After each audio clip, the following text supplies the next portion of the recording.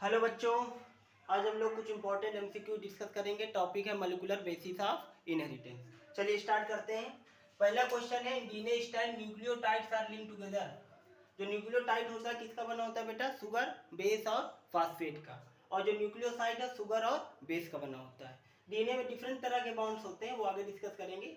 तो जो न्यूक्लियोटाइड्स है वो किसका, जो डीएनए का बैकबोन है वो किसका बना होता है? शुगर और फास्फेट का, जिसमें कौन सा बॉन्ड होता है? Phosphodiester bond. तो इसमें करेक्ट ऑप्शन है बेटा फास्फोडाइस्टर बॉन्ड। जो ग्लाइकोसिडिक बॉन्ड है अगर बात करते हैं तो वो किसमें है? शुगर और बेस के बीच में ग्लाइकोसिडिक बॉन्ड है। और हाइड्रोजन बॉन्ड आपको पता है डीएनए के बेसिस में हाइड्रोजन बॉन्ड है, ए और जी और सी। तो एटी में डबल हाइड्रोजन बॉन्ड है, जीसी में ट्रिपल हाइड्रोजन बॉन्ड है। जो एटीजीसी है ये कॉम्प्लीमेंट्री बेस पेयरिंग है। डीएनए में प्यूरीन और पिरिमिडीन बेसेस होते हैं। प्यूरीन में क्या होता है बेटा? एडेनिन और गुआनिन। और पिरिमिडीन में क्या होते हैं बेटा? साइटोसिन और थाइमिन। अगर आरएनए की बात करें तो थाइमिन की जगह यूरेसिल आ जाता है, सब लोगों को पता है आपको। अच्छा, पेप्टाइड बॉन्ड की बात करते हैं तो ये प्रोटीन में होता है, पॉलीपेप्टाइड फॉर्मेशन में हेल्प करता है। और हाइड्रोजन बॉन्ड तो बेसिस में होता है। तो पहला का करेक्ट ऑप्शन है फास्फोडाइस्टर बॉन्ड। क्लियर? नेक्स्ट है बेटा, nucleoside differ from the nucleotide. अगर आप न्यूक्लियोसाइड की बात करते हैं तो न्यूक्लियोसाइड का जो फंक्शन डीएनटीपी जो होते हैं, डीऑक्सी राइबो न्यूक्लियोसाइड ट्राइफॉस्फेट, ये एज एटीपी एनर्जी की का काम करते हैं और सबस्ट्रेट और बाइंड जो है न्यू चेन फॉर्मेशन में भी हेल्प करते हैं। तो न्यूक्लियोसाइड में शुगर और बेस होता है, फास्फेट एब्सेंट होता है। और न्यूक्लियोटाइड में शुगर, फास्फेट और बेस तीनों चीजें होती है। तो इसमें क्या एब्सेंट होता है बेटा? फास्फेट एब्सेंट होता है, जिसका न्यूक्लियोसाइड का करेक्ट ऑप्शन है फास्फेट। क्लियर? अगर आप न्यूक्लियोसाइड एडेनिन का न्यूक्लियोसाइड अगर आप कहते हैं जिसमें क्या है, एडेनिन में शुगर और बेस क्या है? एडेनिन, तो इसको क्या कहेंगे? एडिनोसिन। अगर इसी का आप न्यूक्लियोटाइड बनाते हैं तो एडिनाइलिक एसिड हो जाएगा। सिमिलरली इसी तरह अदर जो बेसेस है ग्वानिन, तो उसको आप ग्वानोसिन कहेंगे और उसका न्यूक्लियोटाइड ग्वानाइलिक एसिड हो जाएगा। ऐसे याद करेंगे। थर्ड है बेटा, both deoxyribose and ribose sugar belong to. Deoxyribose जो बेटा डीएनए में होता है और राइबोज कहाँ होता है? आरएनए में। तो जो डीऑक्सीराइबोज है उसमें C5H10O4, मतलब जो एक उसमें सेकेंड पोजीशन पर एक O एब्सेंट होता है। ठीक है, एक O क्या होता है बेटा? एब्सेंट होता है। जबकि जो राइबोज शुगर होता है O5 होता है, मतलब उसमें हाइड्रोक्सिल ग्रुप होता है। बोथ पेंटोज शुगर है। कैसा शुगर है? पेंटोज शुगर है। तो इसमें करेक्ट ऑप्शन कौन सा है? सी। ठीक है बेटा। नेक्स्ट है fourth question, net electric charge on DNA and histone. बहुत इंपॉर्टेंट है। डीएनए और हिस्टोन की जब आप बात करते हैं तो जो हिस्टोन एक बेसिक प्रोटीन है जो यूकैरियोट्स में होती है, ये हिस्टोन प्रोटीन डीएनए पैकेजिंग में इंपॉर्टेंट रोल प्ले करती है और क्या बनाती है बेटा? न्यूक्लियोसोम। तो जो हिस्टोन होते हैं H2A, H2B, H3 और H4, ये मिलके क्या बनाते हैं बेटा? न्यूक्लियोसोम। और एक हिस्टोन और होता है जिसको क्या कहते हैं बेटा? लिंकर हिस्टोन, जो डीएनए स्ट्रैंड को एक न्यूक्लियोसोम से दूसरे न्यूक्लियोसोम को जोड़ने का काम करता है, उसको कहते हैं H1 लिंकर हिस्टोन। तो बेटा जो हमारा हिस्टोन प्रोटीन है वो पॉजिटिव चार्ज है और जो हमारा डीएनए है वो निगेटिव चार्ज है। निगेटिव पॉजिटिव अट्रैक्ट करके डीएनए को पैकेजिंग में हेल्प करते हैं। तो इसका करेक्ट ऑप्शन क्या है बेटा? Negative positive respectively. क्लियर है? ठीक है। और जो हिस्टोन प्रोटीन है वो आर्जिनिन और लाइसिन रिच होती है, जो दोनों ही बेसिक प्रोटीन है। कैसी है? बेसिक हिस्टोन है, जो आर्जिनिन और लाइसिन है कैसे? बेसिक है। ठीक।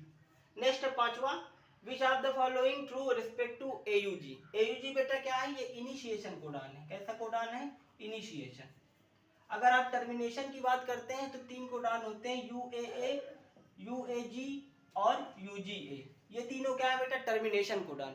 इनिशिएशन क्या है? वो शायद मतलब जो इनिशिएशन कोडान होगा, जो वो जहां राइबोसोम आके बाइंड करेंगे और प्रोकैरियोट हो जाए यूकैरियोट और प्रोसेस को स्टार्ट करेंगे ट्रांसलेशन को। और टर्मिनेशन जैसे ही पॉलीपेप्टाइड सिंथेसिस हो जाएगा, टर्मिनेटर जो पॉलीपेप्टाइड चेन है टर्मिनेशन के पास पहुंच जाएगा, सिग्नल मिलेगा, टर्मिनेशन कोडान वहां पर होंगे और पॉलीपेप्टाइड चेन बाहर आ जाएगी, पूरी सिंथेसाइज हो जाएगी। तो बेटा जो एयूजी है ये मेथियोनिन को भी कोड करता है और इनिशिएशन कोडान भी है, इसलिए both A and B are correct. ठीक है, टर्मिनेशन कोडान इनको कहते हैं। याद रहेगा बेटा? ठीक है।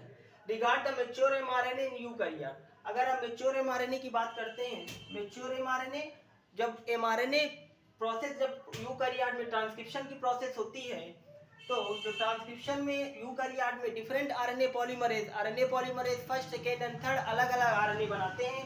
आरएनए पॉलीमरेज जो फर्स्ट होता है वो एमआरएनए बनाता है, आरआरएनए बनाता है। सेकेंड बेटा एमआरएनए बनाता है, और जो थर्ड है वो टीआरएनए बनाता है।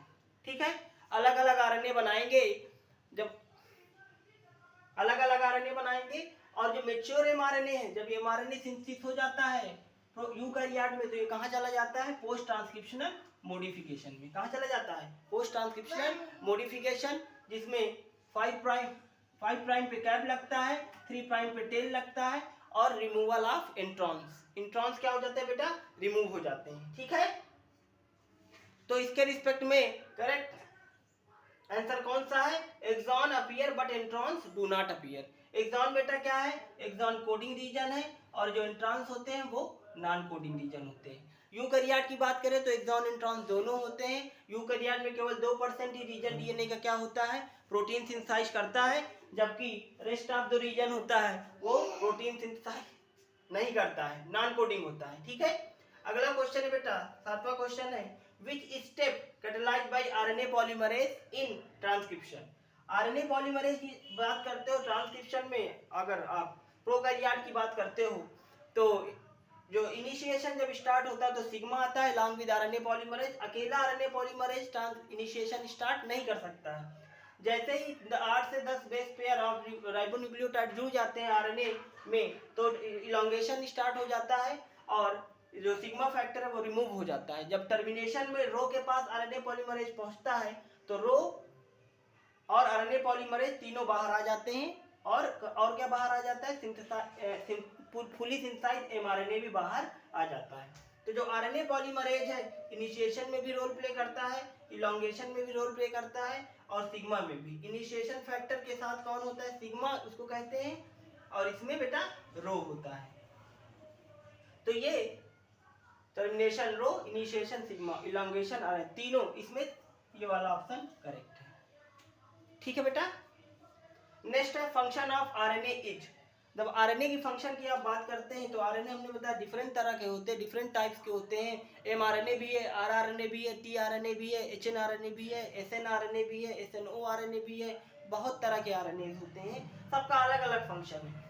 तो जो एमआरएनए आपको पता है मैसेंजर आरएनए कहते हैं, इसमें ये कोडान्स, इसमें ट्रिपलेट कोडान्स होते हैं, और ये सबस्ट्रेट की तरह काम करता है for the binding of ribosome. अगर आप टीआरएनए की बात करते हैं तो ट्रांसफर आरएनए है, एडाप्टर आरएनए है, क्लोवर लाइफ होता है, और जो टीआरएनए इसमें 20 कोडान होते हैं, और ये अमीनो एसिड को लेकर जाता है। 20 अमीनो एसिड के लिए 20 टीआरएनए चाहिए। तो टीआरएनए क्या करता है? Carry the amino acid. RNA का एक बहुत अच्छा फंक्शन है, ये राइबोजाइम की तरह भी एक्टिविटी करता है, कैटेलाइज करता है रिएक्शन को, और पॉलीपेप्टाइड सिंथेसिस में हेल्प करता है, जैसे 23rd एसआरएनए। तो ये राइबोजाइम की तरह भी काम करता है। तो इसमें करेक्ट ऑप्शन क्या हो गया बेटा? आल। पॉलीपेप्टाइड सिंथेसिस भी करेगा ट्रांसलेशन में, अमीनो एसिड भी कैरी करेगा, और राइबोजाइम की तरह 23 एसआरएनए भी कार्य करेगा। तो मतलब तीनों कार्य करेगा, काम करेगा, और ऑप्शन कौन सा करेक्ट है? आल। ठीक है बेटा, नेक्स्ट है in some viruses DNA synthesized by RNA is called. अगर डीएनए से आरएनए बनता है, डीएनए आरएनए से डीएनए बनता है, आरएनए से डीएनए बनता है, तो उस प्रोसेस को आप क्या कहते थे? आरएनए से डीएनए बनने को रिवर्स ट्रांसक्रिप्शन। क्या कहते हैं? Reverse transcription. अगर डीएनए से आरएनए बनता है तो आप ट्रांसक्रिप्शन कहते हैं। तो जब आरएनए से डीएनए बनता है उसको रिवर्स ट्रांसक्रिप्शन कहते हैं, और उस जो डीएनए है उसको सीडीएनए कहते हैं। क्या कहते हैं बेटा? सीडीएनए। सीडीएनए का मतलब होता है कॉम्प्लीमेंट्री डीएनए। सीडीएनए में कोई भी इंट्रॉन्स नहीं होते हैं, केवल एक्सॉन होते हैं, और जो सीडीएनए है वो जो रेट्रोवायरसेस है उसमें ये प्रोसेस होती है, the formation of DNA from RNA. तो इसको डीएनए करेक्ट आंसर कौन है? सीडीएनए। ए और बी डीएनए, बी डीएनए जो है ये दोनों डीएनए के फॉर्म है, ए और बी, ये राइट हैंडेड डीएनए है, और जो आर डीएनए है रिकॉम्बिनेंट डीएनए है। रिकॉम्बिनेंट डीएनए टेक्नोलॉजी में दो डिफरेंट डीएनए को कंबाइंड करके रिकॉम्बिनेंट डीएनए बनाते हैं। नेक्स्ट है बेटा function of lag Z gene in operon. तो बेटा जो लैग जेड जीन है स्ट्रक्चरल जीन में आता है। ओपेरॉन आपको पता है, ओपेरॉन का मतलब होता है unit of gene expression in the bacterial cell. Lag का मतलब होता है लैक्टोज, जो इंड्यूसर की तरह काम करता है। तो जो लाइक जेड जीन है स्ट्रक्चरल जीन है, और ओपरान में 3 स्ट्रक्चरल जीन होते हैं, लाइक जेड, वाई और ए, तो तीनों का अलग अलग फंक्शन होता है। जो लाइक जेड जीन है बीटा गैलेक्टोसाइडेज को, एंजाइम को कोड करता है, और जो ब्रेक डाउन करता है किसको, लैक्टोज को ग्लूकोज प्लस गैलेक्टोज में। ठीक है, तो इसका करेक्ट ऑप्शन क्या है, ब्रेक डाउन ऑफ लैक्टोज। ठीक है, ब्रेक डाउन ऑफ सुक्रोज गलत है, परमेबिलिटी गलत है, बाइंड टू प्रमोटर। प्रमोटर में कौन बाइंड करता है, आरएनए पॉलीमरेज प्रमोटर में बाइंड करता है। और अगर पूछ ले ऑपरेटर में कौन बाइंड करता है लाइक ओपरान में, तो आप बताएंगे रिप्रेसर प्रोटीन। ठीक है, तो ये सारे इंपॉर्टेंट क्वेश्चन है, एक बार अच्छे से देख लेंगे, सो आपके लिए बहुत ही हेल्पफुल होगा और सारे चीज़ें अच्छे समझ में आ जाएंगी। थैंक यू बेटा।